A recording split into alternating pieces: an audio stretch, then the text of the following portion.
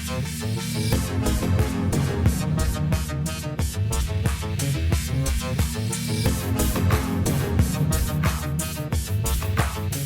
Sciforror Film Podcast.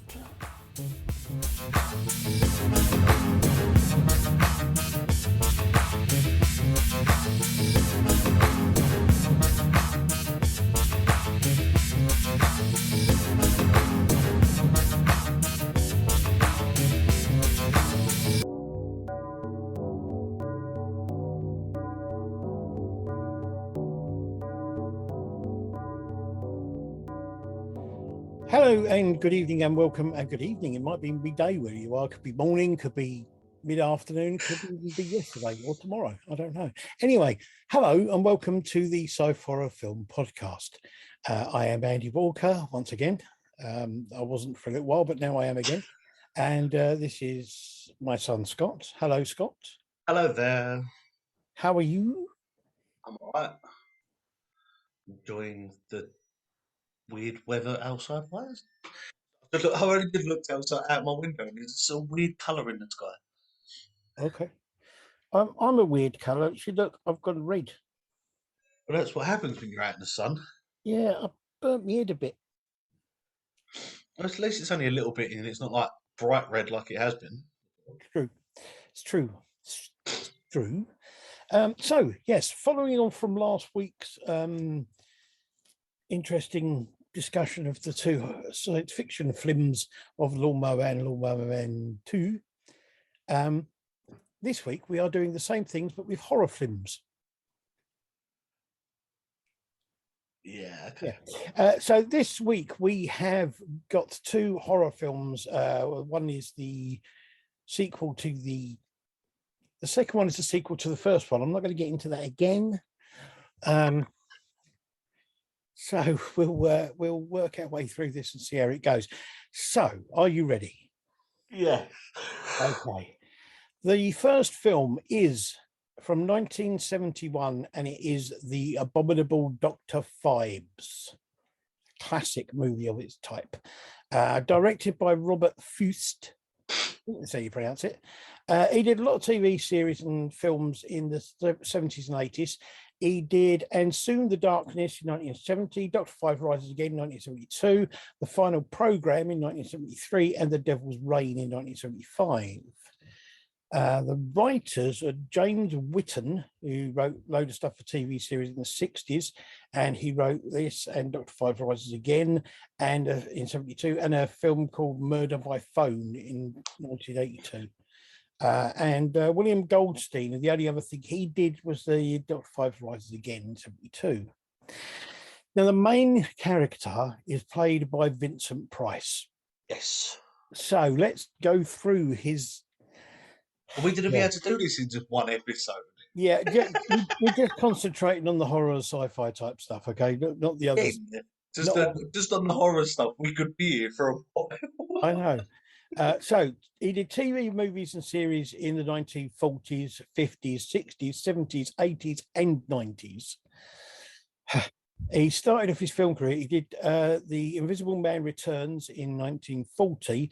Abbott and Costello Meet Frankenstein. He was the voice of the Invisible Man in 1948.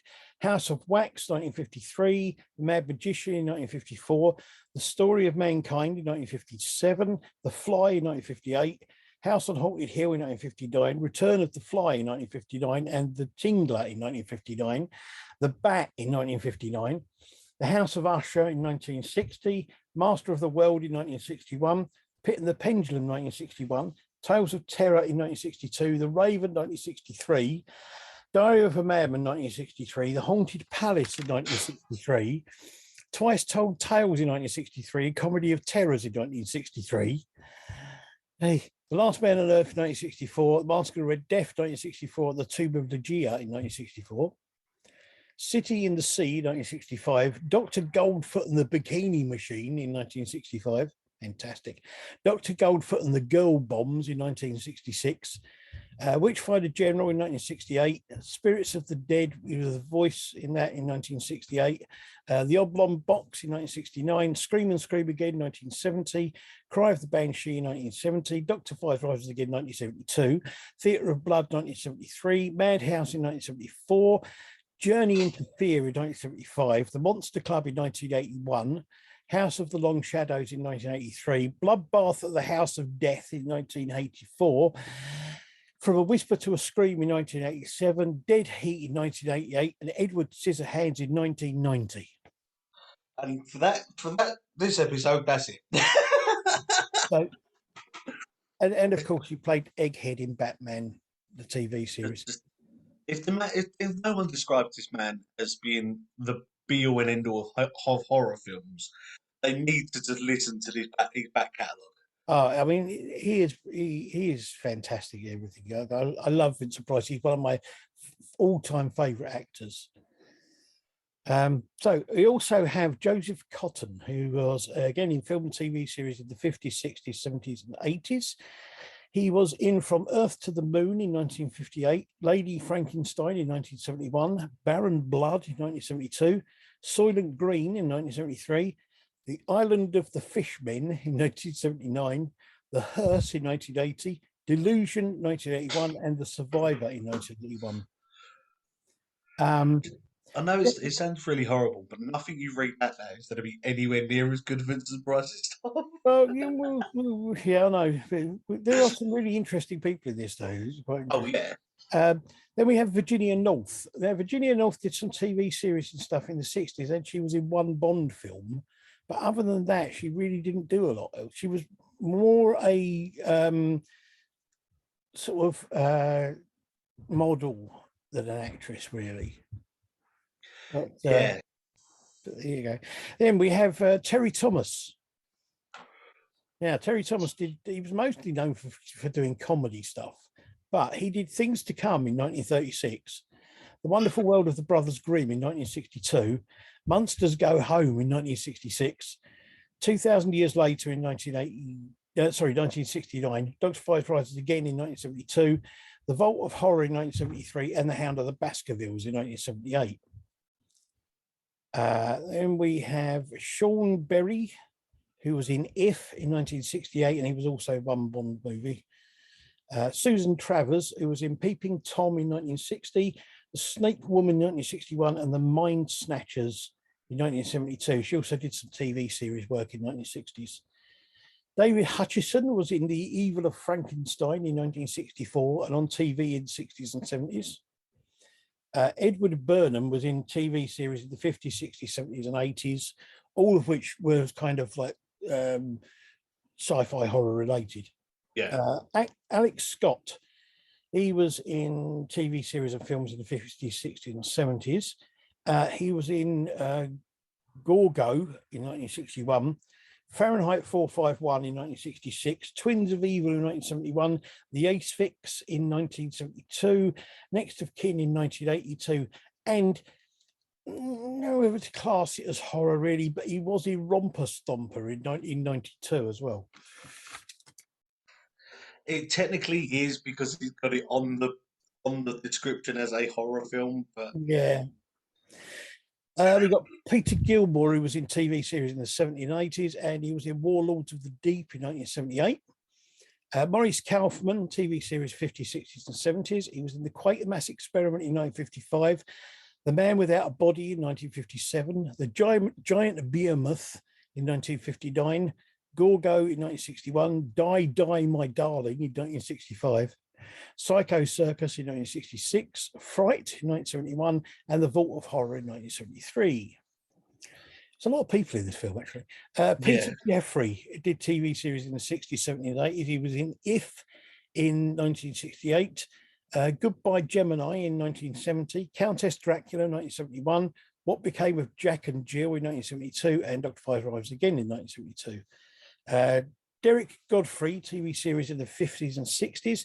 He did The Vengeance of She in 1968, Hands of the Ripper in 1971. Got Norman Jones, TV series in the 60s and 70s. He did You Only Live Twice in 1967 and The Mind of Mr. Soames in 1970. John Cater, TV series in the 60s, 70s, 80s, and 90s. And he did Dr. Phibes Rises Again in 1972, and another great film, Captain Kronos Vampire Hunter in 1974. Alex Zipsong did nothing. Alan Zipson did nothing with any interest to us whatsoever. Dallas Adams did TV series in the 60s, 70s, and 80s, and he did From Beyond the Grave in 1974. That's a good film as well. James Grout did TV series in the 70s, 80s, and 90s, but nothing else for us, really. Alistair Williamson did TV series in the 60s and 70s. The Curse of the Werewolf, 1961. The Brain in 1962. The Evil of Frankenstein. I haven't got a date for that one. No, I haven't got the date for that one. I don't know. And the Gorgon, I haven't got a date for that either. No one. The Deadly Bees in 1966 and the Oblong Box in 1969. And we have Thomas Heathcote, did some TV series in the 60s. Village of the Damned in 1960, Night of the Big Heat in 1967, Quatermass in the Pit in 1967, Burke and Hare 1972, and Demons of the Mind in 1972. Ian Marter, who was in TV series in the 1970s, and The Medusa Touch in 1978. Julian Grant, he did some TV series in the 70s. Hugh Griffith did TV series in the 40s, 50s, 60s, and 70s. He was in The Cry of the Banshee in 1970, Whoever Slew Auntie Roo in 1972, Dr. Phibes Rises Again in 1972, The Final Program 1973, Craze in 1974, Legend of the Werewolf 1975, and The Hound of the Baskervilles in 1978. Aubrey Woods was a TV series 1940s, 1970s, and 1980s. Had a big gap in the career somewhere because I did Horror Maniacs in 1948 and then ZPG in 1972, which was kind of weird. John Laurie, who most people will probably know for being in Dad's Army, did TV series in the 60s, 70s, and the 90s. He did The Ghost of St. Michael's in 1941, Old Mother Riley's Ghost in 1941, Devil Girl from Mars, 1954, and The Reptile, 1966. Barbara Keogh did TV series in the 60s and 70s. In 1984 and 1956, that's confusing. The Quatermass Conclusion in 1979, Paper House in 1988, and Dark Corners in 2006. It's the most up-to-date film we've got so far. Yeah. Charles Farrell did TV series in the 50s, did The Vampire Lovers in 1970 and Countess Dracula in 1971. John Franklin did And Soon the Darkness 1970.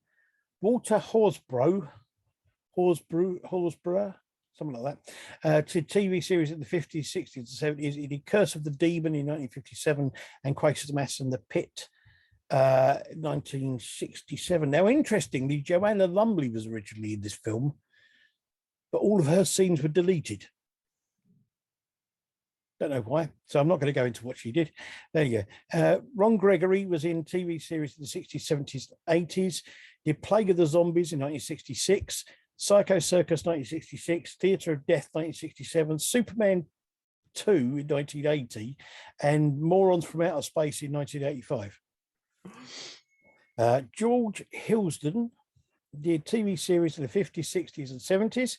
Did Quatermass 2 in 1957, Congo 1961, The Snake Woman 1961, Day of the Triffids 1963, Heavens Above 1963, First Men in the Moon 1964, Curse of the Mummy's Tomb 1964, The Skull 1965, Blood Beast from Outer Space 1965, They Came from Beyond Space 1967, Quatermass in the Pit 1967, Trog in 1970, The Mind of Mr. Soames 1970, At the Earth's Core 1976, An American Werewolf in London 1981, and Britannia Hospital in 1982.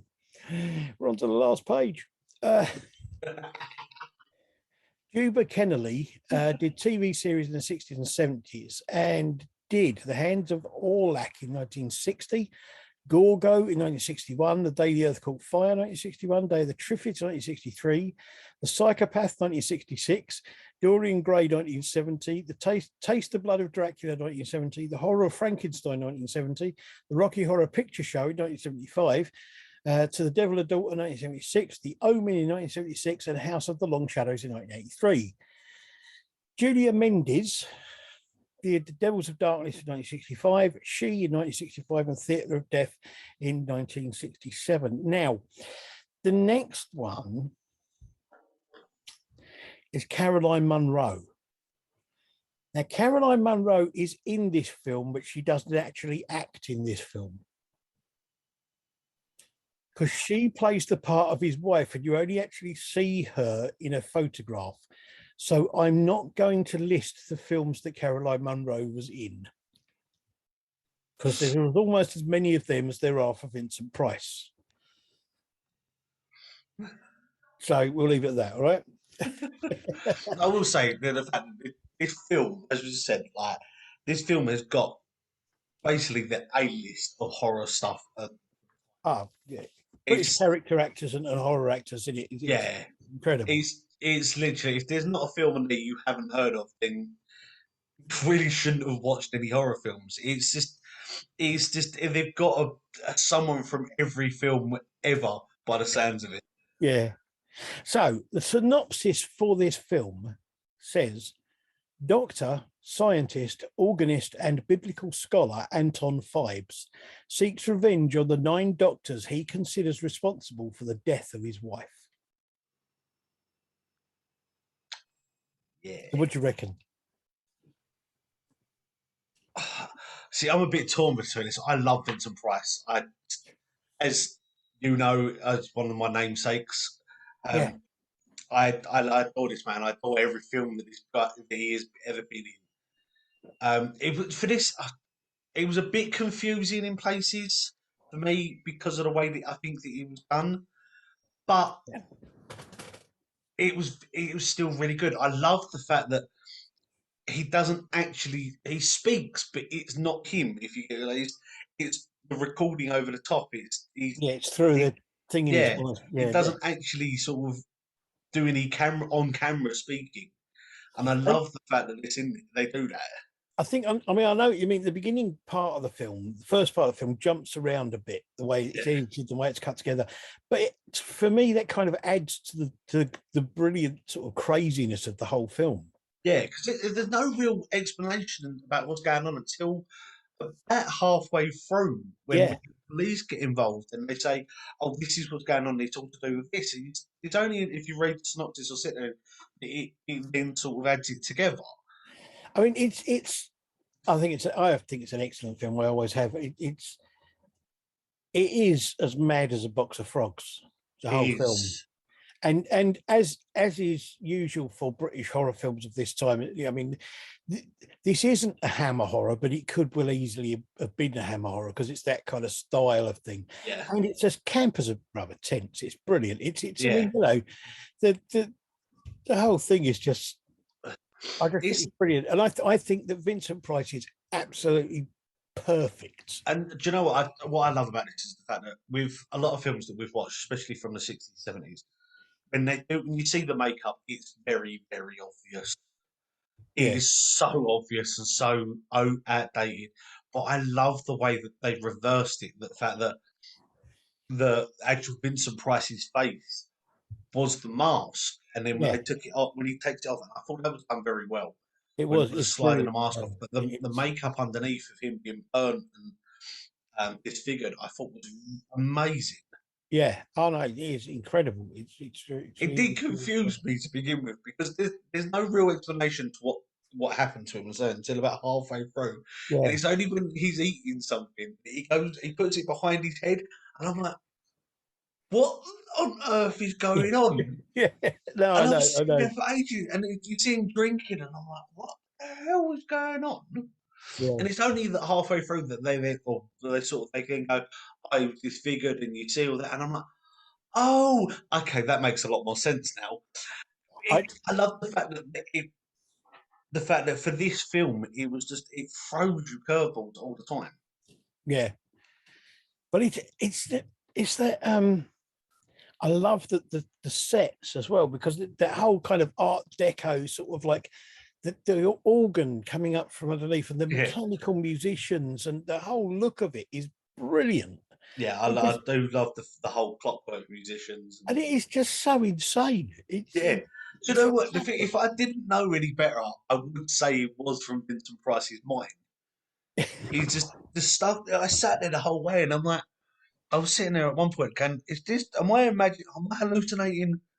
And it's only I watched the whole film, and I didn't. I googled it properly, and there's so many people that said the same thing. And Yeah. it's just a wild and wacky film. Oh, it is, but it's brilliant. One of my favourite things about this film is the imaginative and different ways that he kills people. Yeah, I mean, the whole thing is done through being done using the 12 plagues of Egypt. Or, the 9 plagues of yeah. Egypt. But the one that I love more than anything.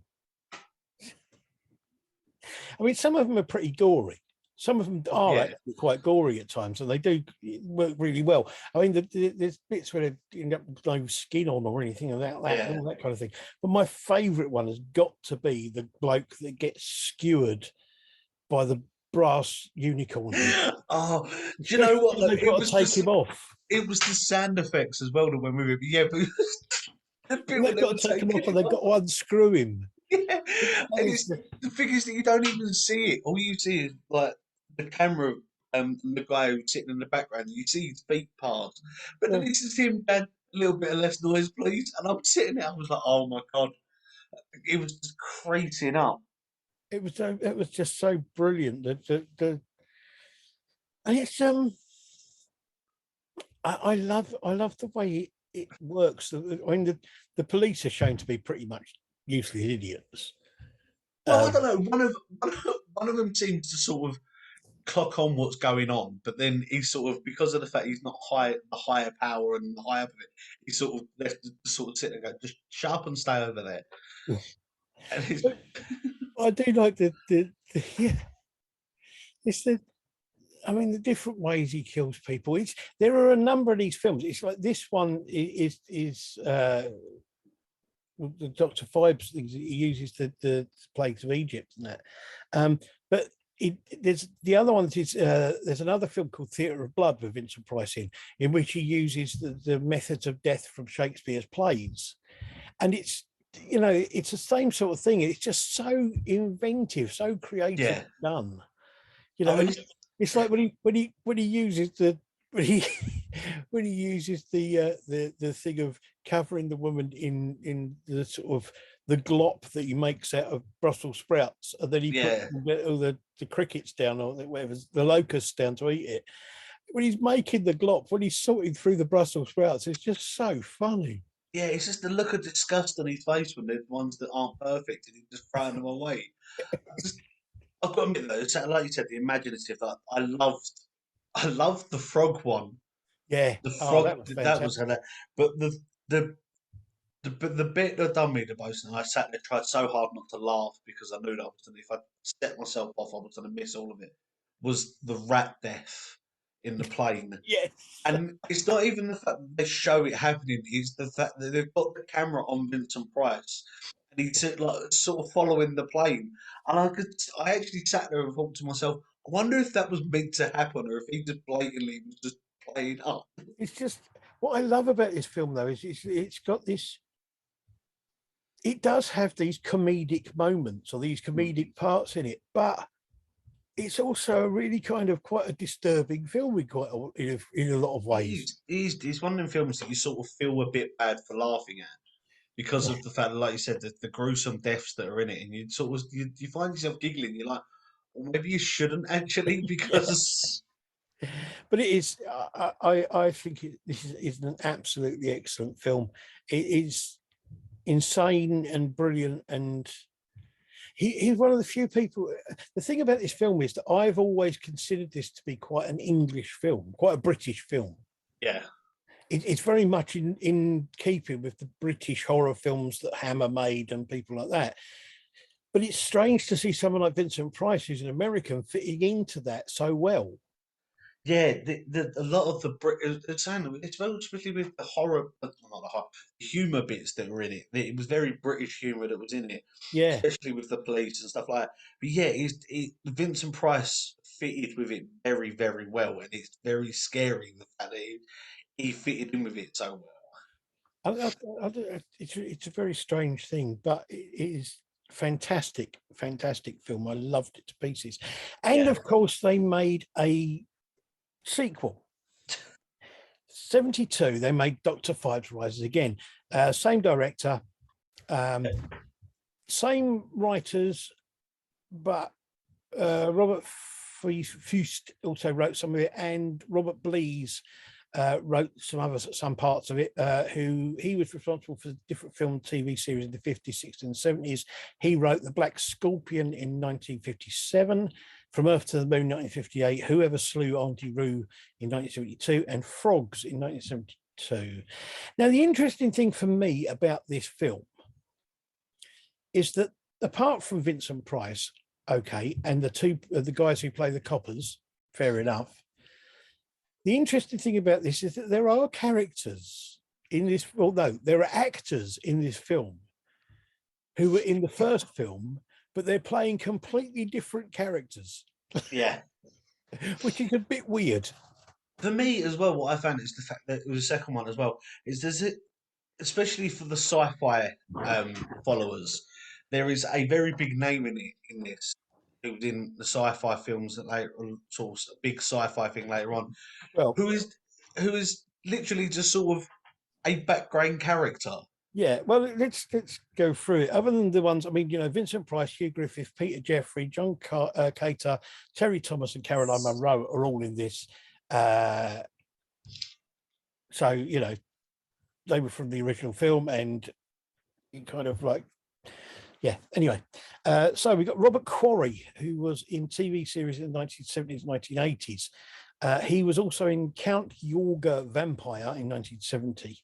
The Return of Count Yorga in 1971, Death Master 1972, Madhouse 1974, Cyclone 1987, The Moon in Scorpio 1987, The Phantom Empire 1988, Beverly Hills Vamp in 1989, Alienator in 1990, Haunting Fear in 1990, and Spirits in 1990.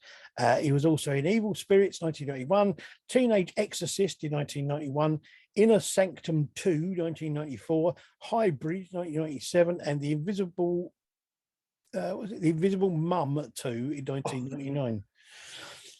We have Valley Kemp, who was in Rollerball in 1975. Yes. And John Thor, who most people will know from Morse and The Sweeney and all that sort of thing. Was in TV films and series, rather, for the 60s and 70s. And he's only in this for about 5 minutes, if that. Yeah. Keith Buckley, who was in TV series in the 60s and 70s, and he was in The Virgin Witch in 1972. Louis Flanders, who was in TV series in 1970s and 90s, Dr. Jekyll and Sister Hyde in 1971, and Who Can Kill a Child in 1976.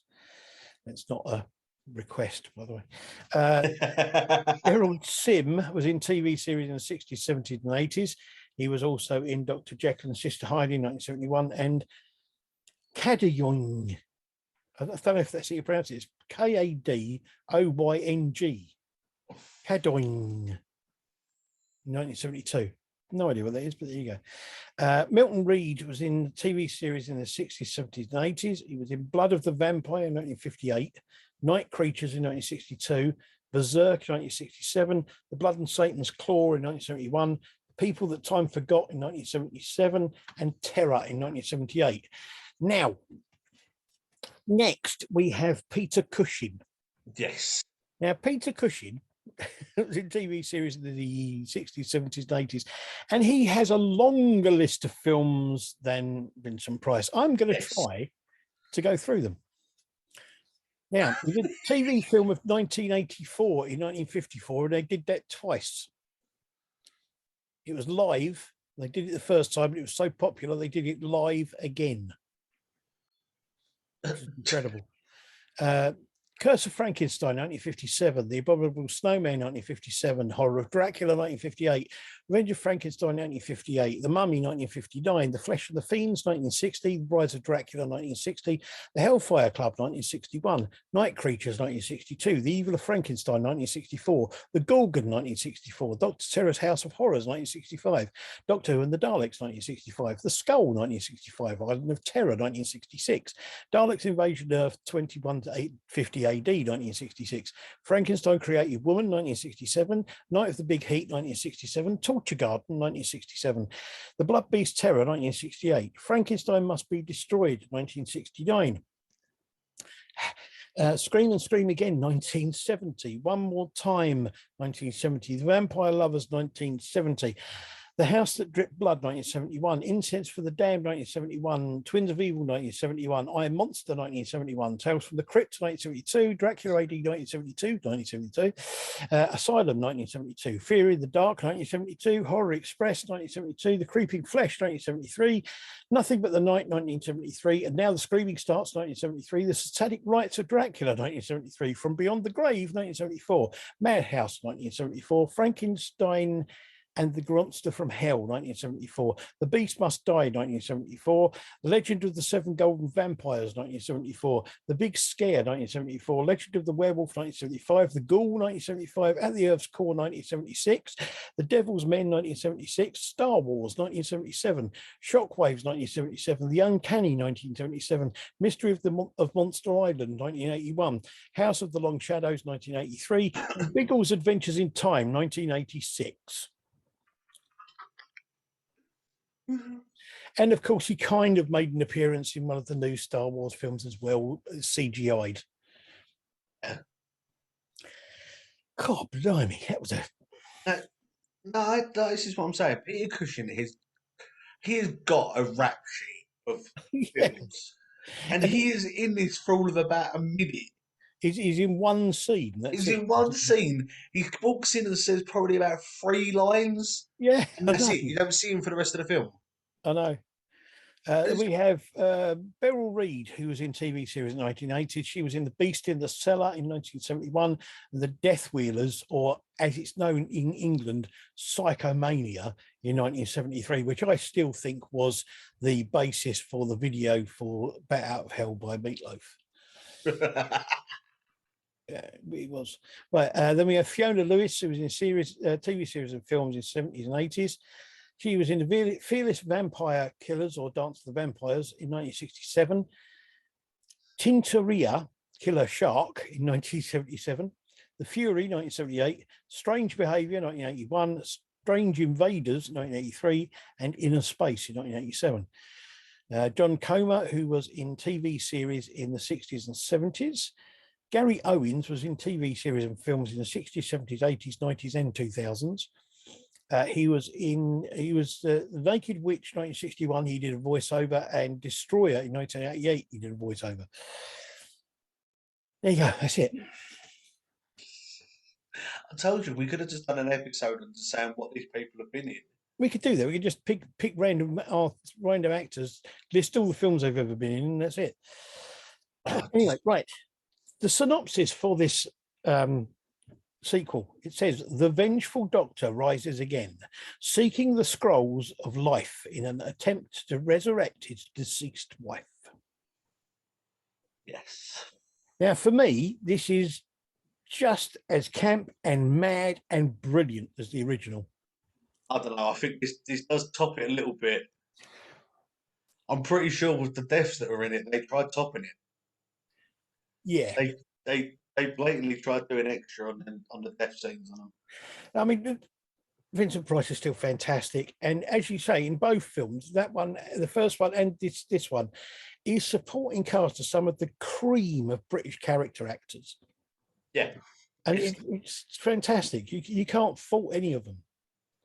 It is odd that some of them are in both films playing different characters, though. Yeah. There is that, but it's just what I love about this film is the fact that like we said, with a lot of sequels and stuff like that, they either go one or two ways. They either go, or it's all one of 3 ways. They either go really, really awfully, along the same sort of lines, or they blow it out of the water. And that his film, I think, is in between the second two. It sort of goes along the same lines, but does step itself up a little bit. Yeah, no, I agree. Again, I mean, the variety of methods of killing people in this is Yeah. fantastic. I mean, my favourite one's still the spike through the guy's head from out of the telephone. That was Oh, I that was. didn't expect that at all because it was like, oh, he's gonna, yeah, he's been bitten by a snake. He's going to die from the I, poison. well, it's the thing. It's just the thing that I sat there and I did the same thing. Obviously I was spoken on some of the other things. I like reptiles. I love snakes. Yeah, So when he got bit by the snake, and I'm like, he's sitting there going, "Oh, sucking the poison out." I'm like, it's a boa. yeah. Well, The yeah, boa me. can shoot. And I sat there. But that's the thing. I sat there for ages going, "It's the snake. The snake's going to kill him." And then when he picked up the phone and it happened, I was like, "Oh, okay." Yeah, That's not what I was. But the thing is, as well, it's still kept along the whole thing of the snake. It's yeah, that's what the projectile is, and I sat there like that was threw me completely. yeah, absolutely. Yeah. No, it's fantastic. I mean, again, the way I mean, that one and the other one I love is the giant scorpion. This giant scorpion I did like. I liked the crushing one as well that he done. Oh, the bed. Yeah, the Yeah, bed that was wow. Some of them, but I was saying it's just some of them. I've got to admit that it did. Saying it tried topping itself every single time. The way that one of the guys got sandblasted, I thought was yeah, quite very well done, especially with the skull afterwards. I thought was very well done. yeah.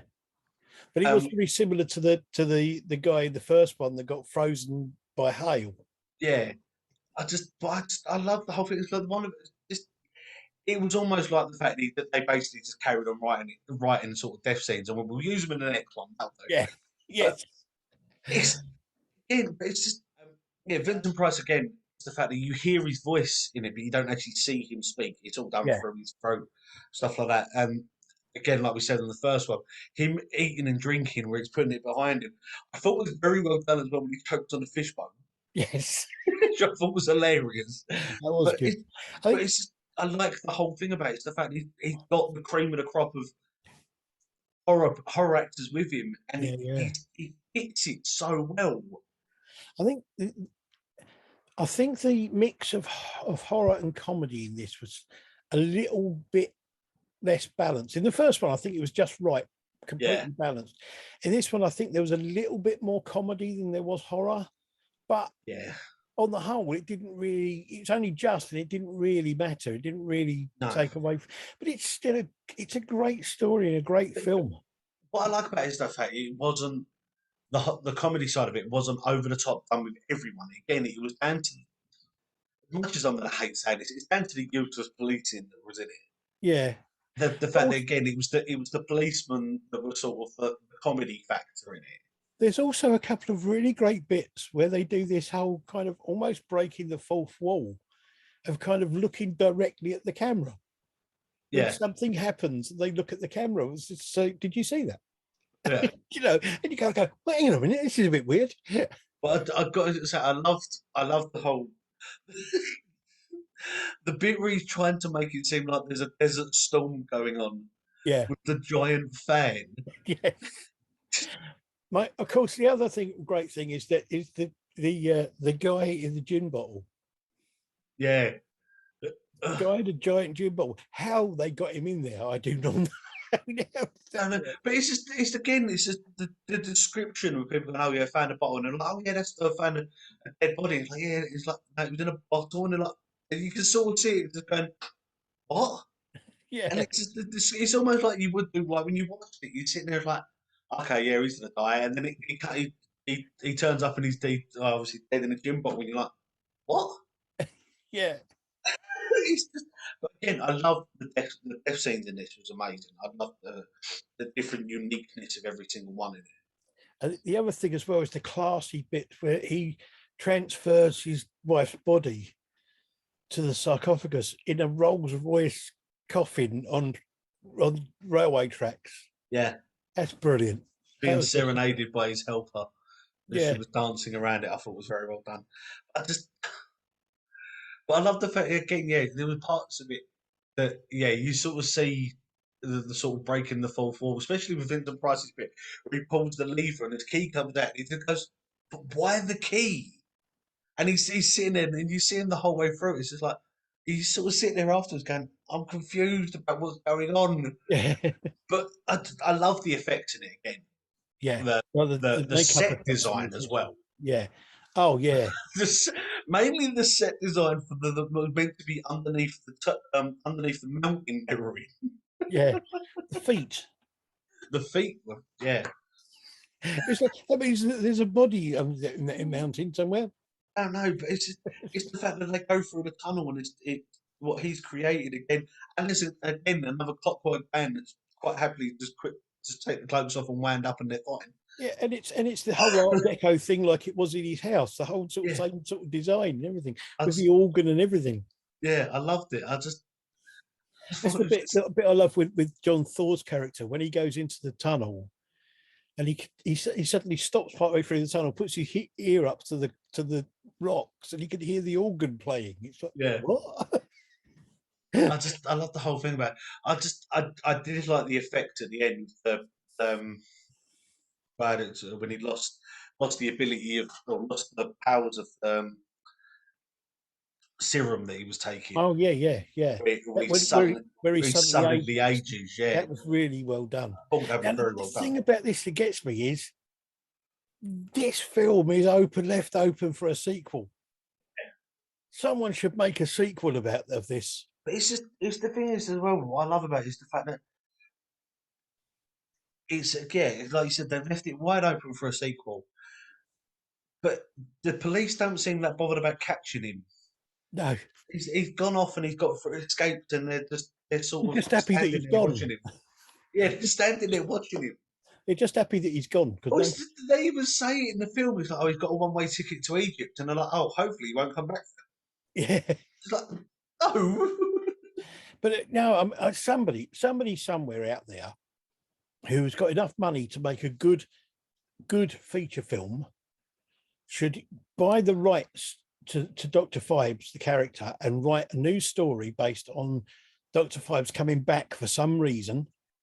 And the good thing about it is you can be played by anybody because of the fact that you can use whatever face. Yeah, I would suggest Nicolas Cage, but then that's just me. yeah. I'm as we said before, I'm not a big fan of Nicolas Cage, but after watching him in Willy's Wonderland and a few other very very bizarre films, I'm starting to change my mind about him. But But yes, these films, I don't know. I thought they were going to be very dated. yeah, They're both 72, 71, 72. They confused me a bit at the beginning because obviously the first one done in 1971, yeah, and he then sleeps or goes into this hibernated sleep. yeah. Comes out, and this film's done a year later. But obviously, I know the whole thing about in films, time changes differently. But it's just the fact they're sitting there like in 3 years. I'm like, oh, there's been one, Yeah.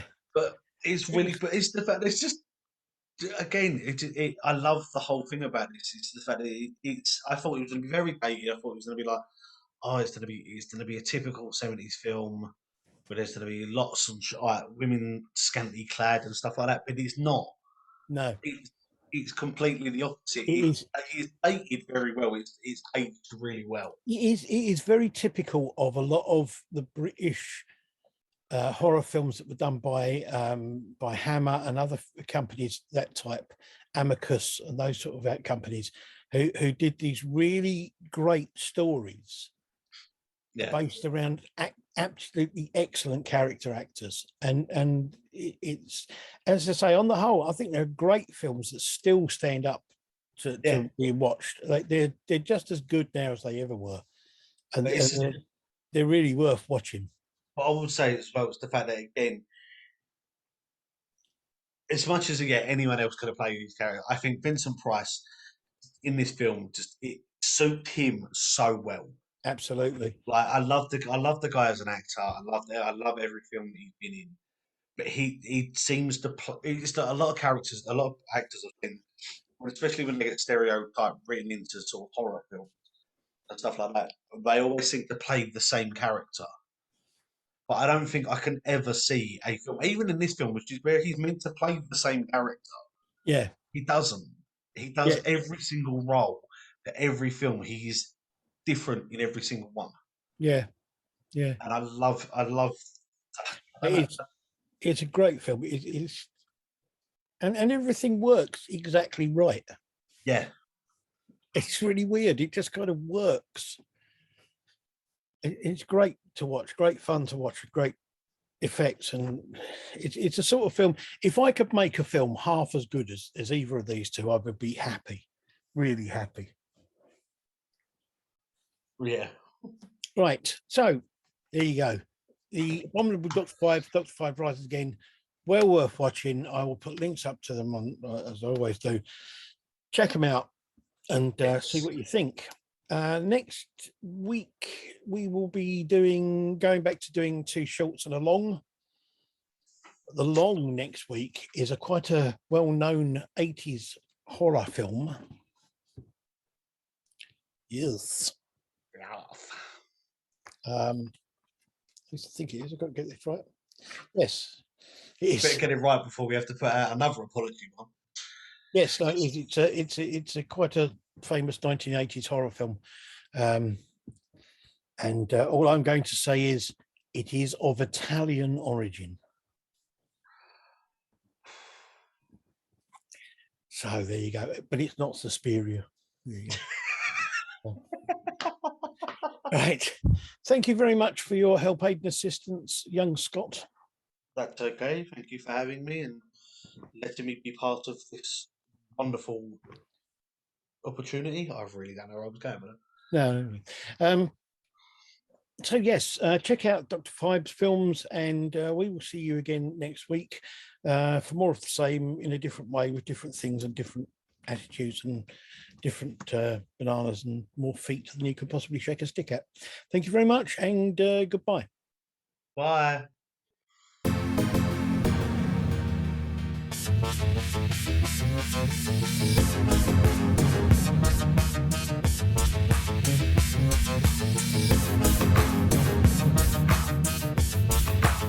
The Sciforror Film Podcast.